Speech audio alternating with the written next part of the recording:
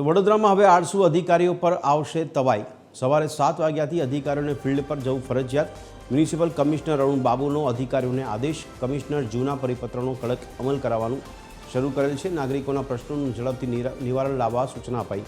Road રસ્તા અને ગંદકીના પ્રશ્નો ઝડપથી ઉકેલવા આદેશ।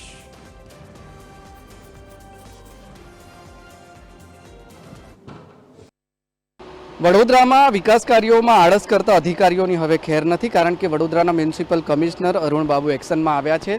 તેમણે એક પરિપત્રનો અમલ કરાવવાનું શરૂ કર્યું છે અને તેનાથી જે અધિકારીઓ છે તેમની પાસે વહેલી સવારથી કામ લેવડાવવાનું શરૂ કરી દેવામાં આવ્યું છે। વડોદરાના મ્યુનિસિપલ કમિશનર અરુણ બાબુ આપની સાથે સર, જે પરિપત્ર છે એનો અમલ કરાવવાનું શરૂ કર્યું છે, એ પરિપત્ર શું છે અને અધિકારીઓએ કેવી રીતે કામ કર્યું?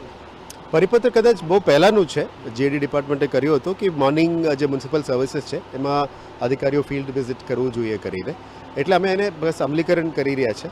આપ જાણો છો કે પબ્લિકની સેવામાં જ્યારે મ્યુનિસિપલ કોર્પોરેશન સેવા હોય, સૌથી પહેલાં પાણી, ગટર, ડ્રેનેજ ની સુવિધાઓ ક્લિયર કરવાનું હોય, સફાઈ ઉપર ફોકસ કરવાનું હોય, સ્ટ્રીટ લાઇટ્સ ચાલતું હોય ત્યારે બંધ કરવાનું હોય, એ બધું બેઝિક મ્યુનિસિપલ સર્વિસીસ કહેવાય। એટલે સવારે ઉઠીને કોઈ પણ નાગરિક ઘરેથી નીકળવાનું હોય, નાહવા ધોવાનું હોય, રસોડામાં જવું હોય, પાણીનું બહુ ઇમ્પોર્ટન્ટ વસ્તુ છે।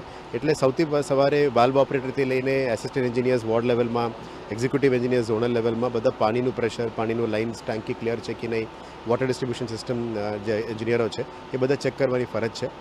સાથે સાથે ડ્રેનેજનું પણ જે ચોક પોઈન્ટ છે, ડ્રેનેજ ઉભરાવાનું કામો હોય, એ બધું વહેલા સવારે 7 થી 9 આપણે કરી લઈએ, પછી આપણે ઓફિસ જવાનો સમય 10:30, 11 વાગે જઈએ તો અમે ઉત્તમ સેવાઓ કરી શકાય। એ ઇરાદાથી જ તે વખતે પરિપત્ર કરવામાં આવ્યું।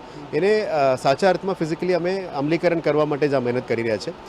સવારે ઉઠીને અમે બધા રાઉન્ડ્સમાં નીકળીએ છીએ, એટલે અમે અત્યારે થોડું પ્રોપર ઇમ્પ્લિમેન્ટેશન થાય એના માટે deputy commissioner, assistant commissioner, zonal engineer, city engineer બધાને પણ રાઉન્ડ્સમાં લેવાનું કીધું છે, જેથી કરીને સિટીમાં થોડું સ્વચ્છતા ઉપર સુધારો થાય, પાણીનું જે સમસ્યાઓ છે એ પણ હલ થઈ શકે, ડ્રેનેજ ઉભરાવાનું ઇસ્યુ છે એ પણ હલ થઈ શકે, સ્ટ્રીટ લાઇટ અને બાકીનું જે સેવા મ્યુનિસિપલ સેવાઓ છે એમાં અસરકારક કામ થઈ શકે।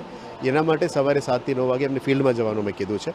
એ અત્યારે ચાલુ થઈ ગયું છે। લગભગ 10-15 દિવસથી તમામ અધિકારીઓ, કર્મચારીઓ ફિલ્ડમાં છે।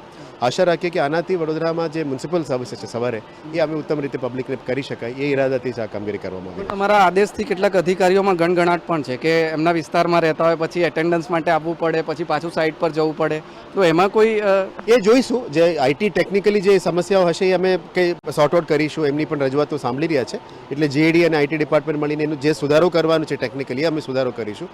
પણ ફરજમાં જવા માટે એમની વિસ્તારમાં એ ભલે બીજી જગ્યામાં રહેતું હોય, એની એરિયા ઓફ ઓપરેશન્સમાં તો સવારે જાય તો ઉત્તમ રહેશે।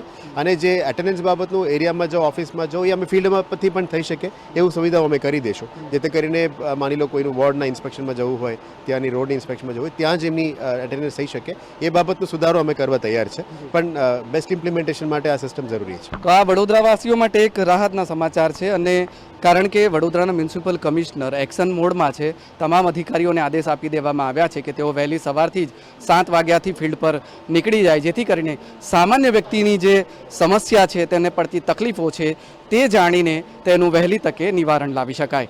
કેમેરામેન જિગ્નેશ સોલંકી સાથે અમિત ઠાકોર, TV13 વડોદરા।